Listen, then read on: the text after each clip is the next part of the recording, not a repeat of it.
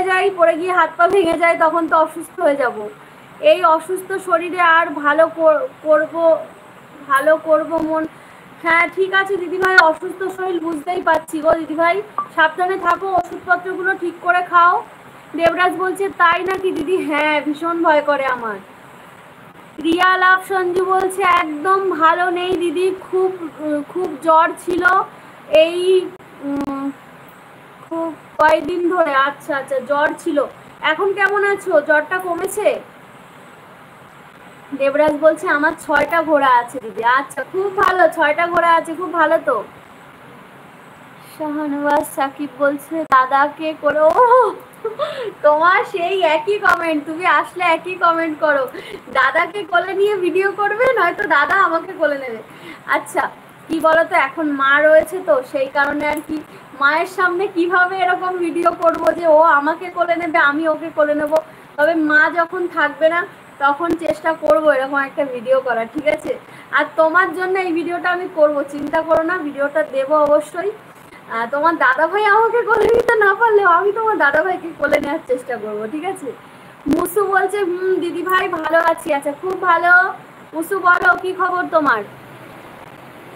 আসহান আসহান আচ্ছা আসহান Habib hi hello. ঘোড়ার পিঠে তো মেয়েরা চড়তো তাই না দিদি? হ্যাঁ হ্যাঁ চড়তো তো একদম। কেমন আছো আসহান হাবিব? ভালো আছি, তুমি কেমন আছো? মুসু বলছে দিদি তুমি কটা থেকে লাইভে আসো? আমি 9:30টার পরে আসি, মানে 9:30টায় আসবো বলি, কিন্তু ওই আস্তে আস্তে 9:35, 9:40, 9:45 হয়ে যায়।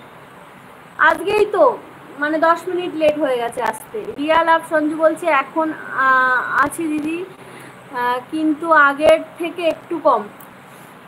আচ্ছা সাবধানে থাকো, প্যারাসিটামল নাও, ওষুধটা খাও ঠিক করে, বেশি অসুবিধা হলে কিন্তু ডক্টরের কাছে যাও। মুসু বলছে আচ্ছা। মুসু এই কদিন কোথায় ছিলে গো তুমি?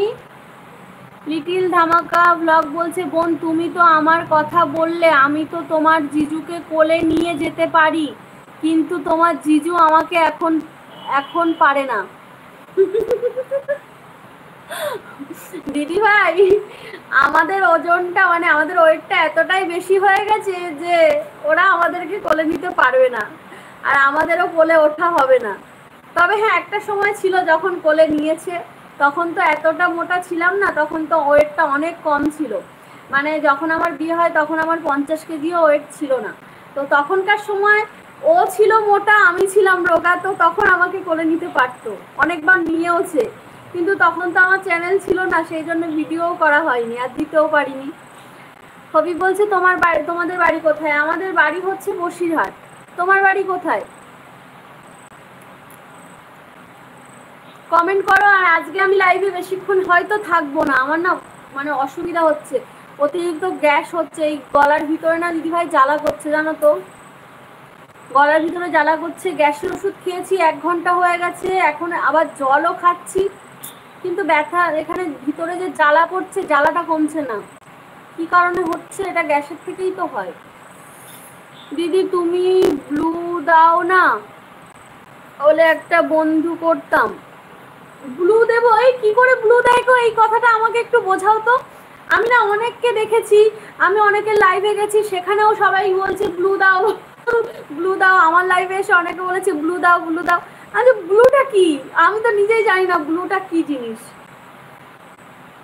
বলছে তোমার কি বাবু আছে? হাবিব ভাই বলছে তোমার কি বাবু আছে? হ্যাঁ আমার বাবু আছে, আমার মাম্মামও আছে। আমার একটা মেয়ে একটা ছেলে, প্রথমে মেয়ে তারপরে ছেলে। রক্তিম বলছে দিদি গো দিদি, তোমার মাসিমণি তো তোমায় মিষ্টি দেবে বলেছে, তবে তোমার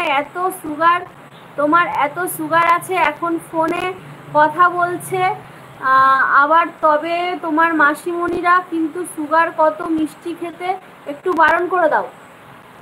মাসিমণির সুগার আছে? তো মাসিমণি তোমার যেহেতু সুগার আছে, তুমি একদমই কিন্তু মিষ্টি খেও না, ঠিক আছে? খাও মাঝে সাঝে একটু অর্ধেক খেতেই পারো, কিন্তু বেশি খেও না, বেশি খেলে কিন্তু সুগারটা বেড়ে যাবে। আর মাসিমণি কি খাওয়ার পরে সুগার না খাওয়ার আগে সুগার? রক্তিম কোনটা আমাকে জানিও। রিয়া লাভ সঞ্জু বলছে ও তাহলে তোমার লাইফ থেকে ফ্রেন্ড করলাম। আচ্ছা আমি কিভাবে ব্লু দেবো আমাকে একটু বলো তো, আমি জানি না কিভাবে ব্লু দিতে হয়।